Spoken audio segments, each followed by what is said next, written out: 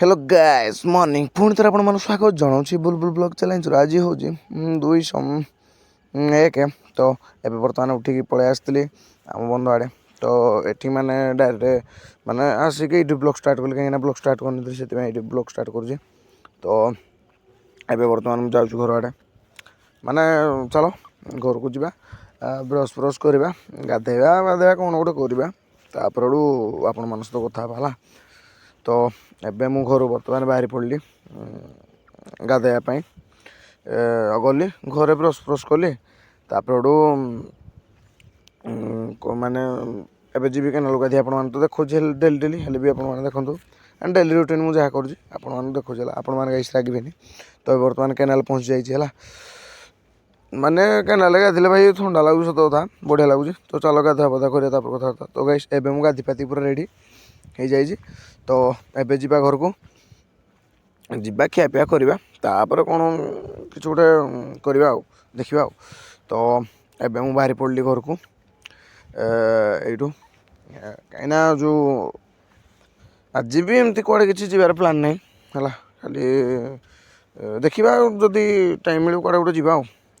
तो एबे मु माने घर को आसती खाई खुआई माने थी घरे तो एबे ऊपर बेला टाइम होगा तो पवित्र नगर आड़े बुली जावाई इच्छा है तो से बाहरी पड़ली यहाँ देख रास्ता आम जो स्कूल जाऊँ मैंने तो देखी यहाँ पर्यंत भी कौन करवा देखा केते वर्ष पर हो तो देख ए बर्तमान पहुँची जाइए रोड रे आमर जो बारवान आसी देख माने लेफ्ट पटे नदी राइट पटे जंगल है पहाड़टा आ मझे रास्ता भाई यही माने यही भ्यूटा बढ़िया लगे सतता मत इे आसले बढ़िया लगे पूरा न्याचुराल कहनी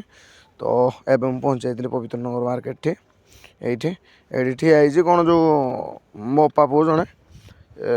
सान भाईटा से मैंने कौन रिचार्ज कर टीवी भी जाए से मुझे ठिया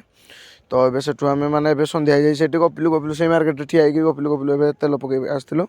तो ये तेल फेल पकई ये भी छोट भाई जन अच्छी ना से तेल फेल पकई आम ये कथा ये आसलु तेल फेल पकईकी से आम बर्तमान बाहरी पड़लु घर को ये देखो मार्केट भ्यूटा आप चेक कर तो चलो जीवाटा ये माने घर को जाकि आप कथा हो तो ये मु घर को पहुँच आसती तो ये गाँ पटे आसती गाँव में आज लाइन ना है तो ये जिनस पतर कौन बो कहते ना जिनस पतर धरिक बर्तमान घर को रिटर्न मार्च तो चलो जीवा तो गाइस माने ब्लॉगटा लंबा है ना कौन छोट हो तो आप